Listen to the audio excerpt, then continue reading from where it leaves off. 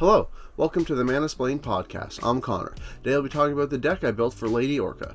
Lady Orca is a 7-mana 7/4 that's a demon with no abilities. And normally I would go on a mini rant here about how a 7-mana creature with no abilities is garbage, which it is.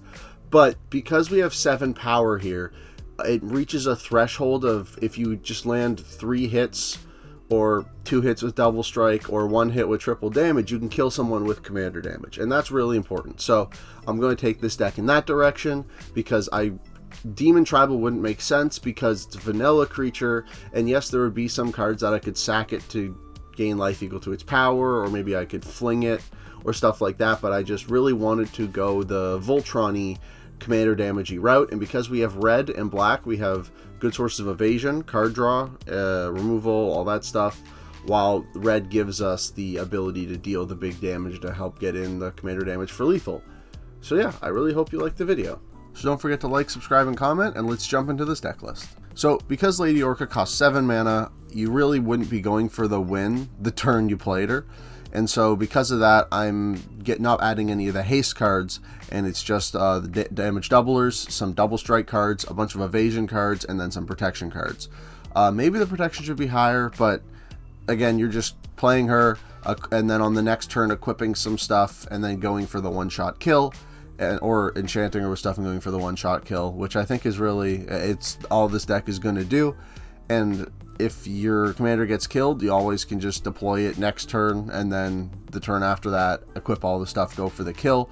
There's enough ramp and card draw to help facilitate this kind of inevitability in the strategy. So in addition to those cards, I have 10 draw, 17 ramp, 5 removal, 1 board wipe, and 38 lands. So with a high land count and a high ramp count, it'll help you get your commander out after it dies, because the first time you play it, it's probably going to get killed, because people do not want to die to the giant scary demon lady. And then you have enough card draw to help hit more land drops, find more evasion or double damaging effects or stuff like that. I really like this deck list. I really think it's cool, and now let's jump into the actual cards I put in. But before that, 9 crossover cards. Now, in a deck like this, when you're running a lot of like Voltron strategies, or strategies where it's all about just getting lethal with the commander, I've found that you don't get nearly as many crossover cards, but 9 is great. It's one off the number I wanted, and it's really nice. I'm super happy with it. So now for the damage doubling effects.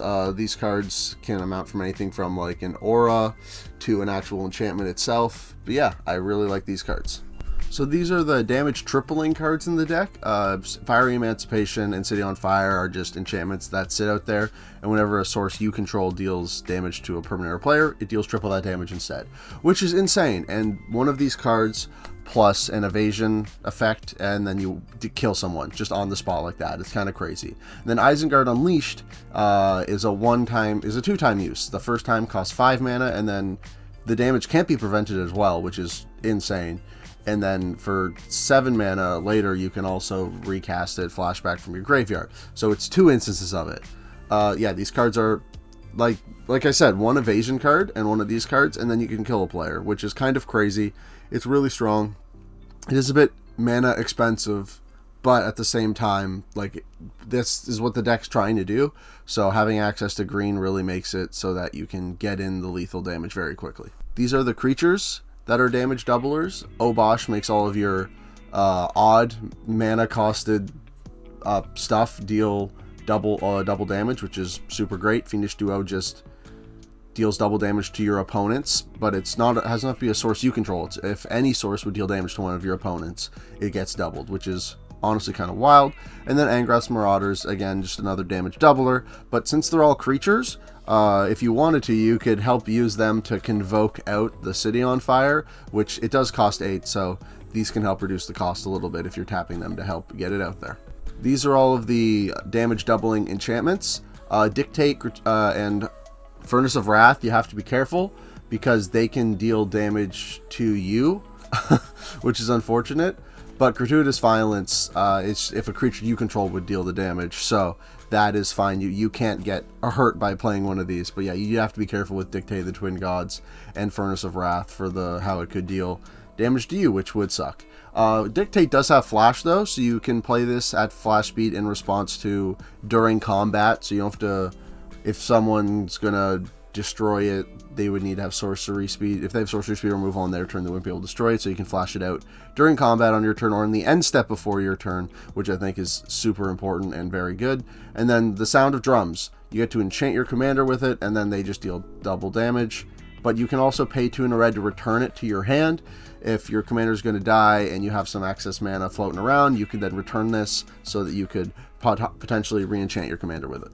And then these are some cards that are just good with the damage doubling effects: Blackblade Reforged and Dragon's Breath.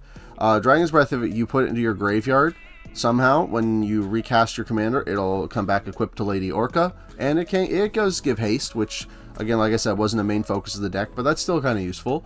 And then with any of the damage doubling effects, like Furnace of Wrath or whatever, if you pump 4 mana into Dragon's Breath, your commander will get to 11 power, which with a damage doubling effect will be a one-shot kill, which is super good. And then Blackblade Reforged, also the same kind of thing. There's a lot of ramp in this deck. Unfortunately, it's not land ramp, but there is some land ramp in the deck, and we're drawing a bunch of cards and have a lot of lands in the deck, so you'll be able to hit your land drops consistently. So Blackblade Reforged will give your commander at least like a 4 or 5 power boost, which is enough to get the one shot if you manage to give a double damage effect. And the two-handed axe is really interesting because at an instant speed, you can give your commander double strike, or you can, and then you can cast it as the equipment and then equip it onto your commander, and then whenever your equipped creature attacks, it doubles its power. So Lady Orca would then go to 14, and then any damage doubling effects would then result in the one-shot kill or a double strike effect. So now for the double strike cards. The double damage cards, they stack with each other, which is super useful, but the double strike cards don't, which is why I have less of them. But the double strike cards can stack with the doubling damage cards, which is super effective. That plus evasion, again, you get the one-shot kill. So these are the equipment double strike cards. I mean, two-handed axe obviously is an instant, but Brass Knuckles, when you cast it, it makes a copy of it, and then equipping 2 equipment gives your commander double strike.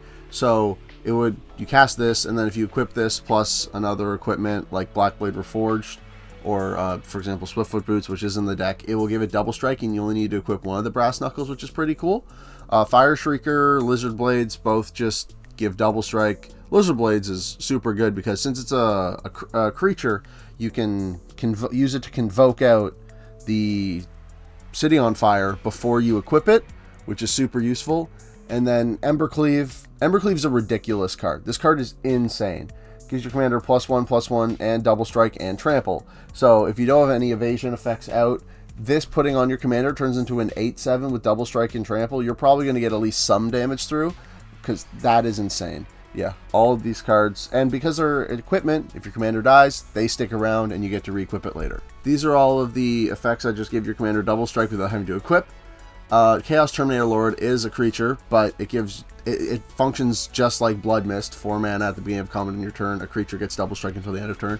Chaos Terminator Lord can't target itself, which is fine because you're going to be targeting your commander. But again, another creature to help convoke out City on Fire, which you're going to need to do because that card costs 8 mana. That's so expensive. And then, yeah, Berserker's Onslaught, Rage Reflection, give your attacking creatures double strike, or Rage Reflection just gives them double strike. And then, yeah, all these cards, again, they stack with the doubling damage effects, which makes them super powerful. So for this deck, I went for more of equipment style evasion. So I know black has a lot of like auras and stuff that are good for evasion, but I wanted more equipment because this commander costs a lot of mana, and since I'm not going for a haste theme, I thought it'd be better to have some more equipment style like effects, or more just equipment evasion and double strike and stuff like that, so that if your commander does die, you don't feel bad about losing a bunch of auras and something like that, and you have the ability to reattach those cards later. So these are the 2 enchantments in the deck for the evasion. Bedlam, I love this card. It's hilarious. Just creatures can't block. It's so good. And you do have a bunch of other creatures in the deck, so you can also just share the love with some damage here and there. And because of that, I think having an effect like this, you're probably going to be able to output more damage than most of your opponents. And then Dragon Shadow is really interesting. It's like Dragon Breath, where if you cast your commander and this card's in the graveyard, this will come back enchanted onto your commander, giving it +1/+0 and Fear, which Fear means it can't be blocked except by an artifact or black creature, which is super useful. It's a good form of evasion. There's probably going to be a person at the table that doesn't have an artifact creature or a black creature, which this is just also very cheap evasion at 2 mana, and it's repeatable if your commander dies. The dragon cards, the entire cycle of these enchantment auras that come back from the graveyard when a creature with a converted mana cost 6 or greater enters the battlefield. Yeah, I think these cards are awesome. These are the non-equipment unblockable effects. Sonic Screwdriver and Suspicious Bookcase, you can pay 3 and tap them, and target creature can't be blocked this turn, which, I mean, that's just a good rate for that. Even if it's a one-time effect, that's still only 3 mana once it's out there. And also, Sonic Screwdriver is a ramp artifact, so you can cast it to help ramp out some of your other stuff, and then also use it to untap some of your other artifacts as well, and then you can tap it to give your commander unblockable to go in for the kill, which is great. And then Key to the City is also card draw, so you can tap it and you have to discard a card, unfortunately, but then a creature gains unblockable until the end of turn, which for 2 mana and then tapping it, that's a pretty cheap effect. And then whenever it becomes untapped, you can pay 2 to draw a card, so you do get that card back. It's almost like rummaging. You're paying 2 mana to rummage and give a creature unblockable, which is actually pretty good for this deck. It's a very cheap effect, and the card draw, I know it's rummaging, but the card selection you get with something like that is actually pretty useful. These are the equipment that give your commander some level of protection, and then also give your commander unblockable. Whisper Silk Cloak is probably the best one here, because it's just unblockable in Shroud. One thing I will say, side tangent, I hate can't be blocked. Why isn't it just unblockable? Cards used to say unblockable, and unblockable is just a cooler term than can't be blocked. And you can almost turn unblockable into a keyword like First Strike or something. I wish unblockable was the go-to term and not can't be blocked. And then also Shroud, because this deck's running a lot of damage doubling effects and not a lot of auras and stuff like that, and because it's running equipment, you can equip some other stuff onto the commander and then equip Whisper Silk Cloak last, and then the effects happen like that. Unfortunately, there are some effects that say target creature gets double strike, so you have to be careful about those effects. But besides that, there are just a bunch of generic effects that just affect your board that don't target, so Whisper Silk Cloak is very good because of that. And then in addition to Whisper Silk Cloak, Bilbo's Ring, giving your equipped creature hexproof and unblockable during your turn, and whenever the equipped creature attacks alone, draw a card and lose a life. So it's card draw, it's protection during your turn, and unblockable. It's great. It does all the things you want it to do. It does have a very high equip cost of 4, which is a little unfortunate, but at the same time, your commander already costs 7, so 7 you cast it that turn. Next turn, maybe equip like a Fire Shrieker and then a Bilbo's Ring, and then you're off to the races. And yeah, so that's why that card's pretty good. And then Psychic Paper, giving Ward 1, not nearly as good as Shroud or Hexproof, but making your opponents have to pay 1 more for the removal. It doubles the cost of Swords to Plowshares. It'll turn something like a Mortify into 4 mana, which just doesn't feel great at that point. So yeah, I really like all these cards, and I think they're very strong protection pieces as well as unblockable pieces or evasion pieces. And these are the last evasion cards, Prowler's Helm and Trailblazer's Boots. These cards are both incredibly good. People normally don't have walls out, so Prowler's Helm is almost always unblockable. And even in monocolored decks, people run non-basic lands. So Trailblazer's Boots is almost always unblockable as well. So those cards are phenomenal for that.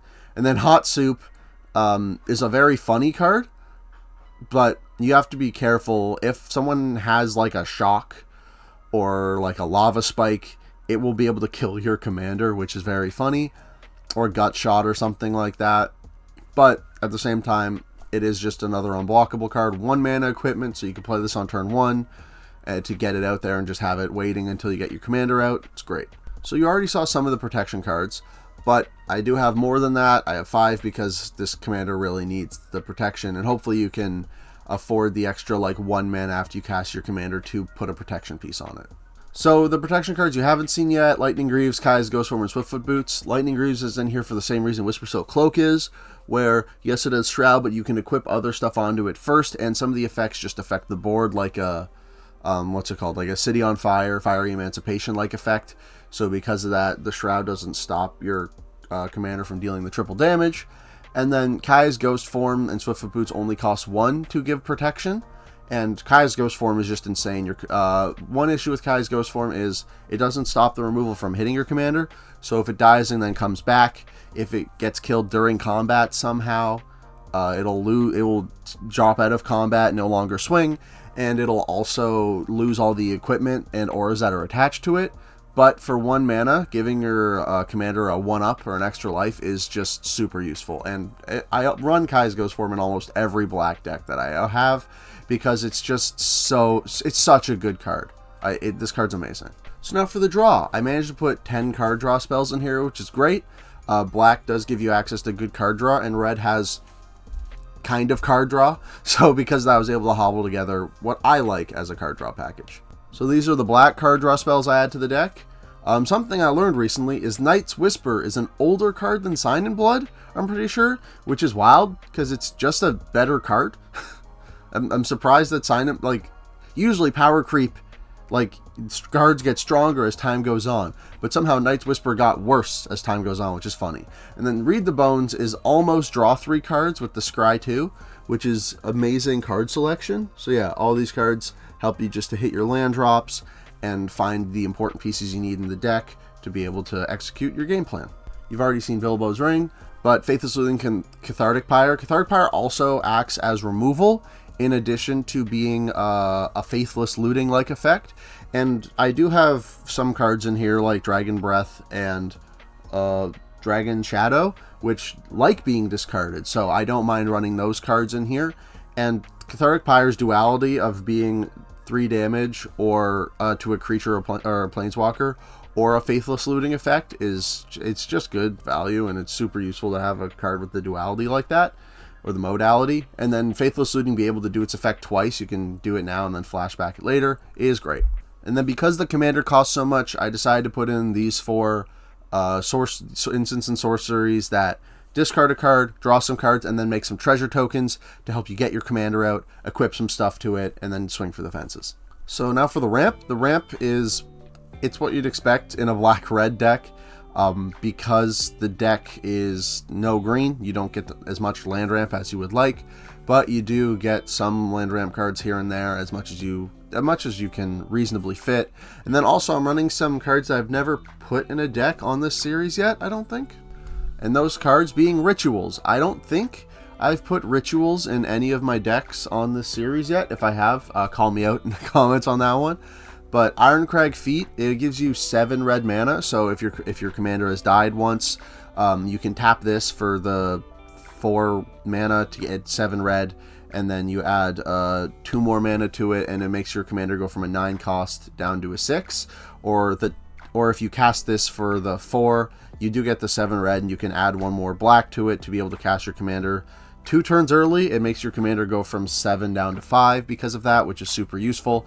Seething Song, another card like that. It gets rid of 5 of the cost, so it makes your commander only cost 5 mana, just like Ironcrag. And then Dark Ritual makes your commander, also reduces the cost of your commander that way.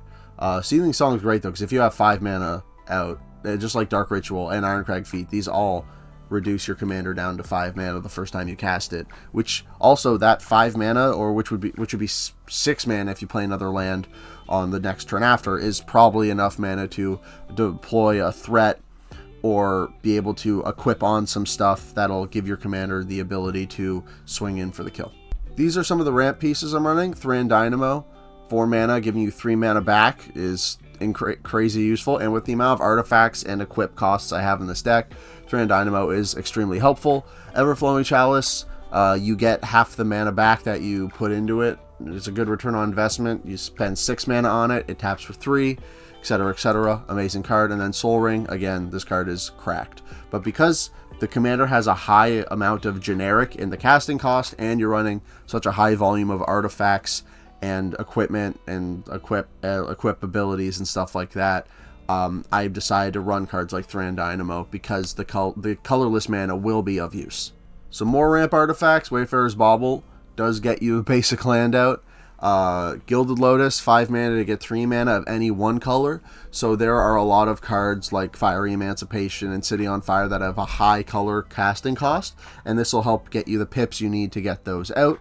And then Commander Sphere, again, just 3 mana, but you get to tap it for 1 of your color identity. But you can also sack it to draw a card if you need be, and that modality on the card is super useful. And then Sonic Screwdriver, again, it's ramp, it's evasion, it can untap one of your Thran Dynamos or your Gilded Lotuses or Soul Ring to get more mana back. It's great.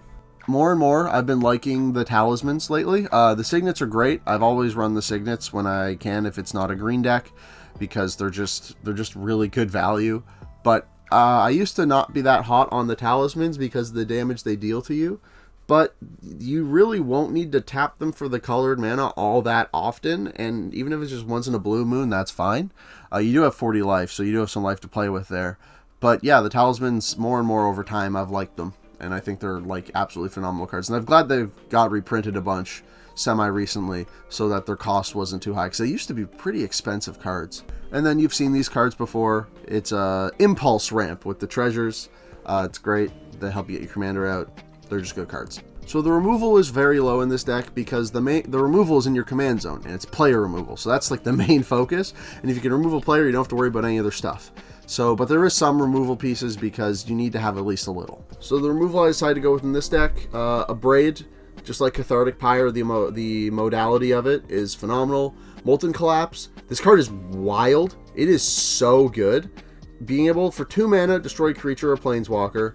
And then if you descend this turn, which means if a permanent card was put into your graveyard from anywhere, so if you milled a permanent card, discarded a permanent card, or like you sacrificed a land to go like an Evolving Wilds or something, it does say permanent card, so if a token goes to the graveyard, it doesn't count. But there's 1,000,001 ways to activate Descend. And then when you do, you can also destroy someone's Soul Ring, Esper Sentinel, anything like that. Molten Collapse is so good for that. And then Feed the Swarm, hits a creature or enchantment. You will lose the life, but you probably need to get rid of that creature or enchantment. You're willing to pay the life for that. And then Chaos Warp just being one of the best red removal spells, unfortunately. I've been burned by this a few times, and I've seen other people burned by this. A couple examples. I Chaos Warped a Jin-Gitaxias Core Augur just to cut the deck, and then my friend flipped the Jin-Gitaxias again, which was not great, but yeah, so I have been burned by this before. And I was playing against someone else, and I had a Propaganda out, and then they Chaos Warped my Propaganda. I let them cut the deck, and then I flipped a Ghostly Prison. So Chaos Warp can bite you, but more often than not, more than 50% of the time, it's going to be very good removal for what you needed to do, which is all you can ask for in a card like this. And if you're playing against someone that's very instance and sorcery heavy, very spell slingery of a deck, Chaos Warp just gets better because you're less likely to hit a problematic permanent. So there is one board wipe in this deck, and that board wipe is Chandra's Ignition. So with the damage doubling and damage tripling effects, say you have 2 damage doublers out there. This would deal 28 to each of your opponent's faces and and every other creature. If you have a damage tripling and a damage doubling effect, that's just lethal. 7 times 12, or no, would it be 7? No, it's 7 times 6, which is 42. No matter which way you slice it, which is just dead. Chandra's Ignition is just an alternate win condition in this deck that happens to also be a board wipe. It is so great. Like when I was putting the deck together, I originally had Blasphemous Act as the deck's one board wipe. Because I was thinking like, man, but then I was realizing you don't need to clear the board before you get your commander out, because you're just going to be able to attack past these creatures anyways. And then I thought about other decks, like a Malek deck I was working on just on my own time, not to do with this channel. And I remembered Chandra's Ignition, and if you can get the damaging and doubling and tripling effects out there, this card will hit like a house, and it'll be awesome. So for the lands, nothing super crazy. I'm running a couple important lands to help with the strategy, but they're pretty bog standard for a Rakdos deck. So the Shizo's Death Storehouse and Rogue's Passage both give your commander a form of evasion. Rogue's Passage is just straight unblockable, and Shizo's Death Storehouse gives your commander fear. So again, artifact and black creatures become the only thing that can block it. These cards are phenomenal. I decided to put Mount Doom in here because it's dual land in Rakdos. It does ping you for 1, but I just wanted to put it in here because I think the card's very cool. And yeah, it's just a very cool land. I like it a lot. And then Luxury Suite. Wizards, please put the Battle Bonds lands in the Commander Precons. Thank you. And no maybes for the deck. Like I said earlier, I did end up cutting Blasphemous Act, but when I realized I cut that, it was because the card shouldn't go in the deck anyways, and it doesn't really fit the maybe category. At least I don't think so. Yeah, when I was building this deck, I got to about 95 cards. I'm like, wow, I need to add cards to finish the deck. Normally, when I'm building decks, they go to 120, 130, 150, 170 for the card count, and then I have to take hacks at it with an axe to get it back down to the 100 mandatory cards. But for this deck, I was at like 90 to 95 by the time I was ready to start making cuts. I thought I added way more cards. So yeah, this deck came together very quickly and very efficiently, and I didn't have to make any like crazy cuts that I was like sad about. If there are any cards that I missed that should go in here, please let me know. There are definitely cards that will probably work well in this deck that I missed. But yeah, let me know if you know of any of those cards in the comments.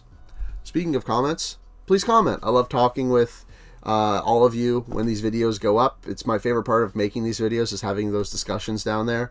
I love hearing stories about your brews, what decks you're like playing right now. Some people have said that my channel has inspired them to go build some of these decks, build some of these commanders and stuff like that, which is awesome to hear. I love hearing that. That is so cool. Thank you so much. So yeah, let me know your thoughts down below, and I'll love to chat with you after this video goes up. And then these are all my socials, Twitter, TikTok, Reddit. I will post on Twitter when these videos go up.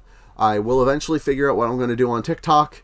Yeah, I'll also post on Reddit shorts if I figure out what I'm going to make on TikTok. I'll eventually then start cross-posting that kind of stuff over to Reddit when that eventually happens. And then Architect and Mox Field is where all these deck lists live. Also, you probably noticed backdrop changed. I did move around my room a little bit, so for the next video, I'm going to have to figure out how to make a proper backdrop with the play mats behind me again.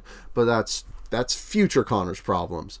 So yeah, thanks for watching, and as always, get building, splainers.